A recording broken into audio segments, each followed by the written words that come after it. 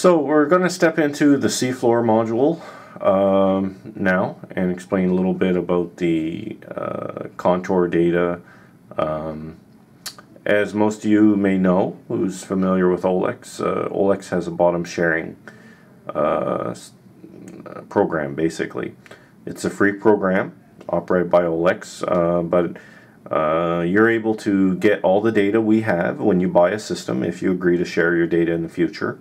And this data is sent into Olex, your own personal data, not your marks and tracks, but your Seafloor is sent into Olex and integrated into the new chart.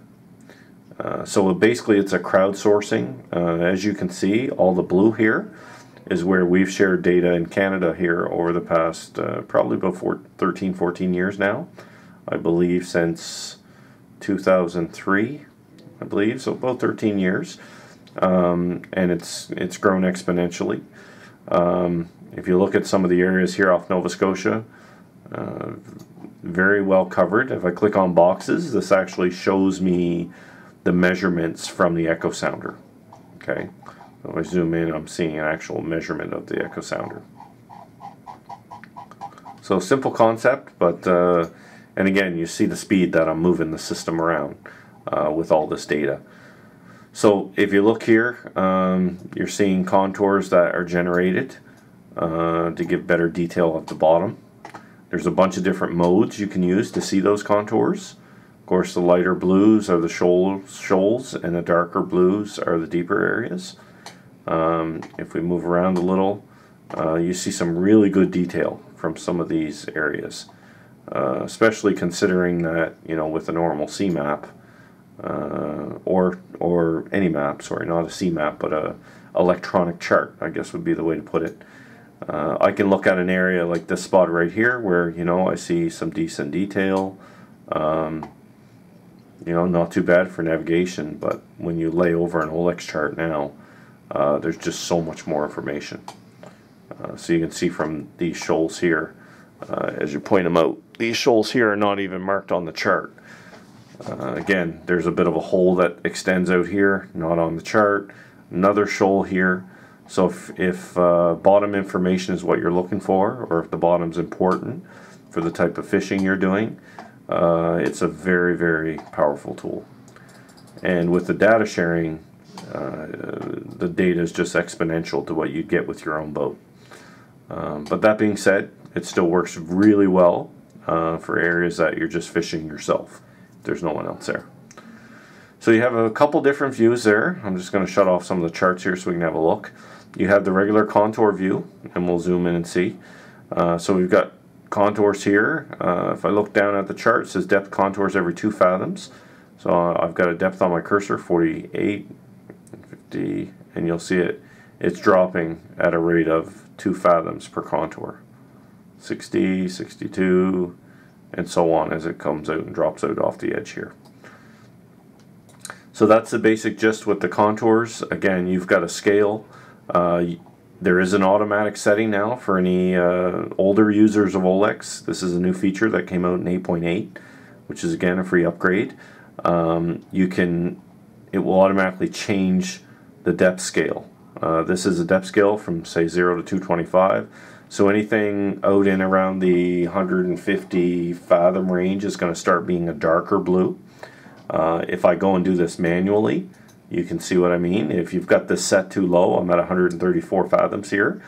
I'm 0 to 120, so you kind of lose your detail in here just because it's too dark. If you scale it up, then you start to have your detail come back, and you can figure it out. Again, you have boxes, give you an idea of the traffic around an area. As you zoom in, you'll see there's still a lot of blue that can be filled in. So, but still, it's very good. So you have the regular contour mode, then you have what they call the relief mode, which the relief mode is kind of like draining the water, so to speak.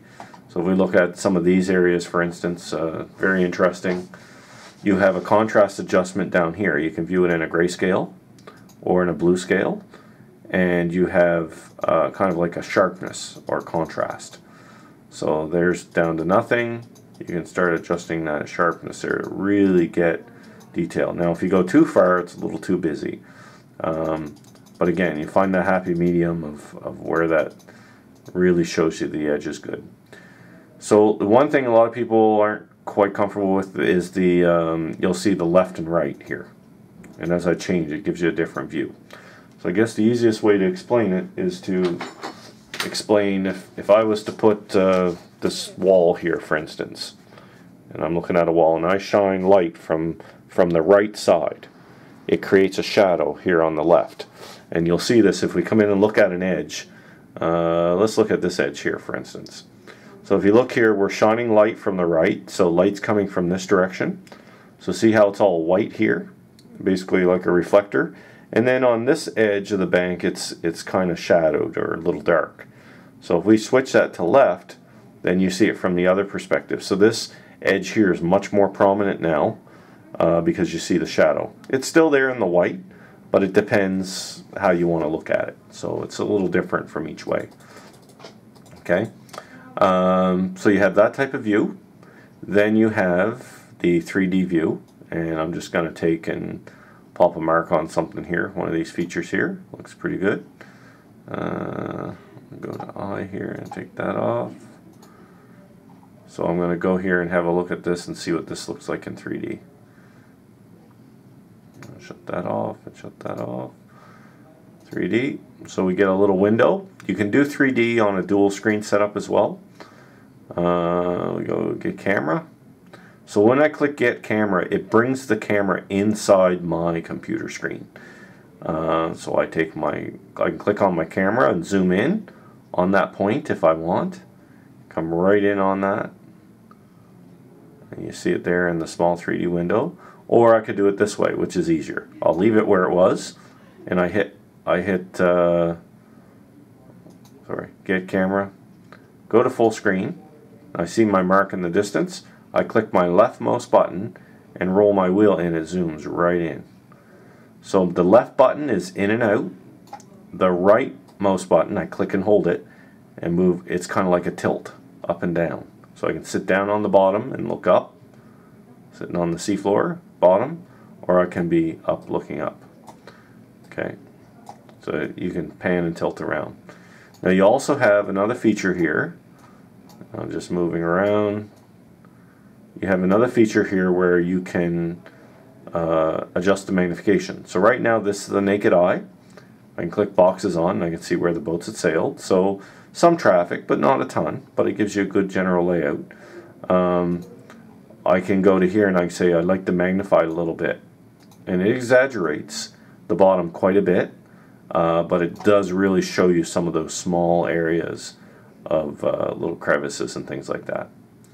So you'll see it recalculates a little bit here. But you can really go in and look at the bottom there. So that's one side of 3D. We're going to come back to that in a second. So we're going to go back here to this. Now you also have a new feature in Olex 8.8. Actually, we'll go to this first. We're going to say the bottom zoom. And what the bottom zoom will do, you can scale this out and you can start overlaying some colors into the bottom. Now everybody uses this a little bit different, but right now it's showing me a range from 0 to 149 fathoms. So 45 fathoms, it colors it from red down to purple. So you see these shoals here up around the 15 to 20 fathom range, and then as you drop down in these holes you're getting as deep as 150 fathoms.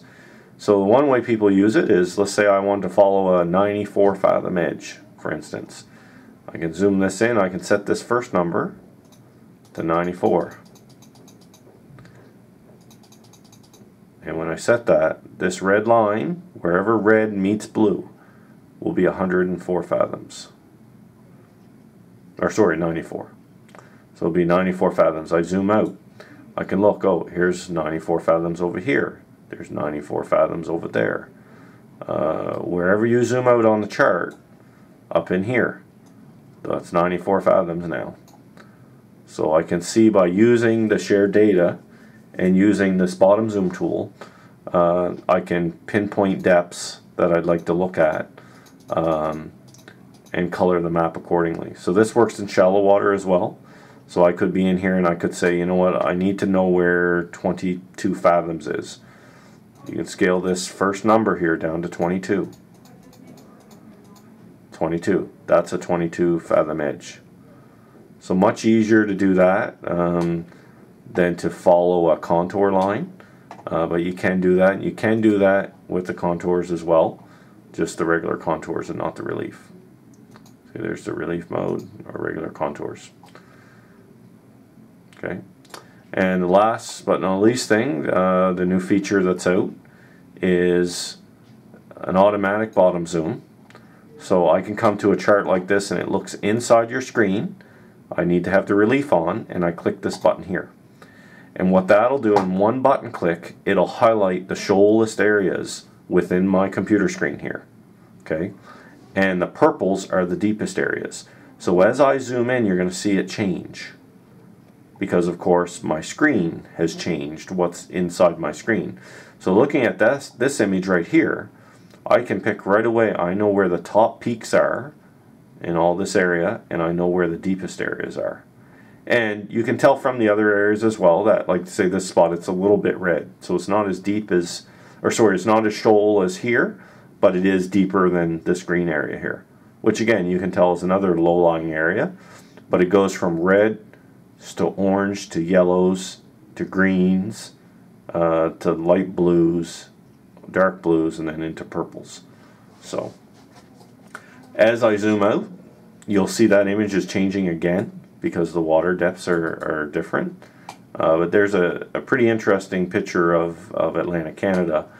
With that, you see a deeper trench coming out here from the Gulf of St. Lawrence coming in, and the coastal areas are red because they're more shallow water. You see the Ile de Madeleine here is very red just because it's a more shallow area. But if we go into the Ile de Madeleine, so it's just inside of our screen here, then we start to see some changes, okay, because it's only within my screen here. So we can see some of these shoals jutting out. You know, you see some spots here. It changes as you zoom around to different areas. So again, it's all based on what the scale is. So much better interface here with this automatic bottom zoom. You can see it as it changes here. So that's an idea of how the bottom zoom works. Now if we go back where we were here and we come back into 3D and we say full screen, you can see that scale is set this certain way, but part of that reason is because I'm zoomed out so far. So if I start to zoom in, you're going to see on the 3D picture my bottom zoom is starting to change, because remember, it's all pertaining to how big my main screen is here. So as I zoom in further and further, now I'm starting to see those colors really come in and give me minor differences. So now I can go back to full screen again, and I can see in really nice detail how that's looking.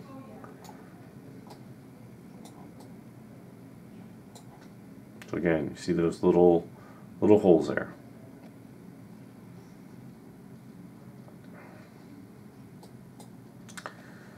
So one other thing here, amazing seafloor there.